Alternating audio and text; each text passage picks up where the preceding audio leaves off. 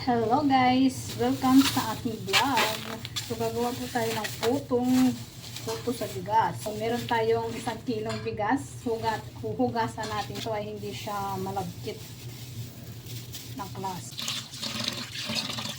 Hugasan natin siya ng 3 beses. Ibabad muna natin yung ating bigas. Takpan natin. Bukas na natin balikan yan. Good morning guys! Nagbabalik tayo sa ating vlog. So ayan, for today's video, anito na pala yung ating binabad kagabi na bigas. So ito na siya guys. So huhugasan natin siya ulit. Yan. Pakita ko lang sa inyo guys ha. Yan. Ito na siya. Huhugasan natin siya ulit guys.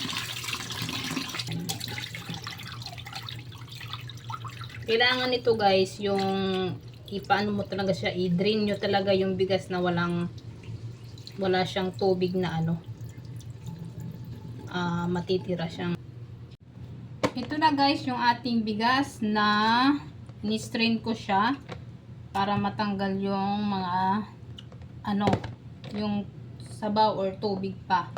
So ngayon maglalagay tayo guys ng, meron tayong cup. So maglalagay tayo ng tubig na 3 cup. So ang gamit ko is itong 1 cup. 3 cup kasi yun ang ating magiging papagiling natin, yun ang pinaka tubig niya na. 2, 3. So okay na yan guys. Ito na siya. Takpan natin at pupunta na tayo sa merkado. So yan guys, nandito na tayo sa palengke. Nagpapagiling na tayo ng bigas na gagawin nating puto. So ayan guys, Hi guys! Ayan guys. So, kagaling ko lang sa palengke. Ito na yung ating nyog. Bali 3 nyog po ito guys. So, pipigaan na natin to. Ayan. So, maglagay lang po tayo ng 1 cup ng tubig. Ayan. piga lang kayo guys.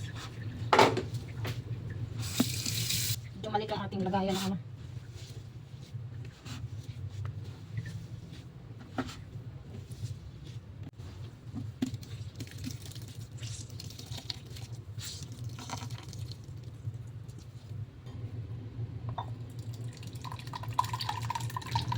Magtakal tayo guys ng 3 cup na gata. Ayan. So, kulang pa siya. So, kailangan sakto talaga. Or 2 in half pala guys. Sorry.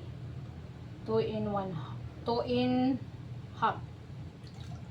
So, ito guys. 2 in 1 half. Ito, half cup ng gata. Ito naman yung ating 1 cup. So, balik 2 in 1 half cup ang ating nilagay.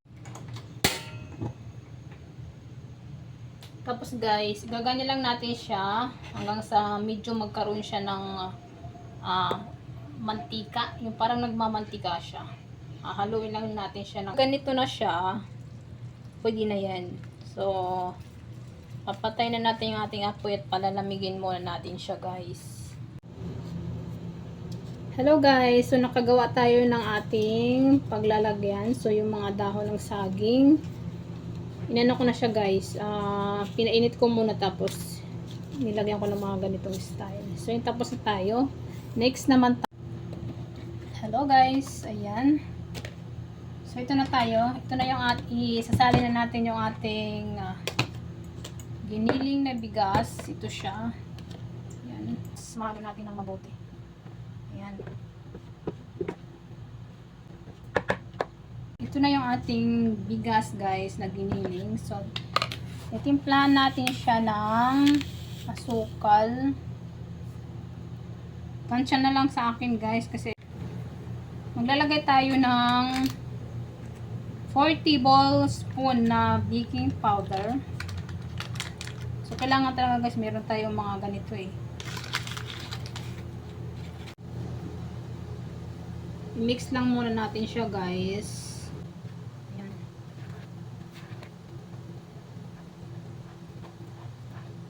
I-add na natin guys yung ating gata na pinakuluan.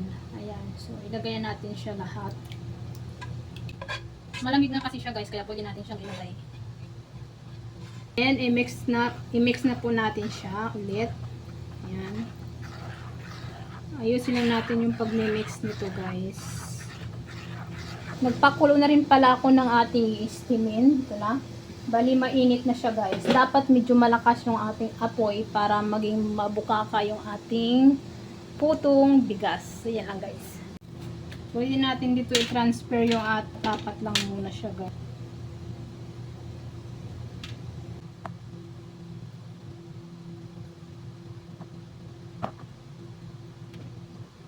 Pansyahin lang natin siya lang. Pansyahin lang ba?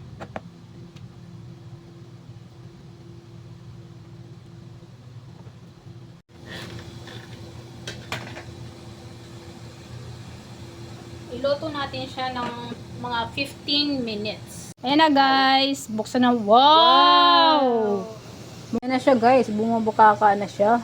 Ganyan natin kung siya pwede na. So dumidikit pa siya. Munting loto pa yan. Yan guys. Meron tayong natira. Lagyan natin ng kulay. So wala akong purple kaya itong red. Pwede naman yan guys. Hindi na. Ayan. Maganda sana kung meron tayong purple. Para mas naman natin. Ito na siya guys yung ating putong bigas. Medyo konti lang, malit lang pagkakagawa ko. Ayan o. Mainit. Fluffy. Ayan. Yung ating my color. Ayan. Oh wow.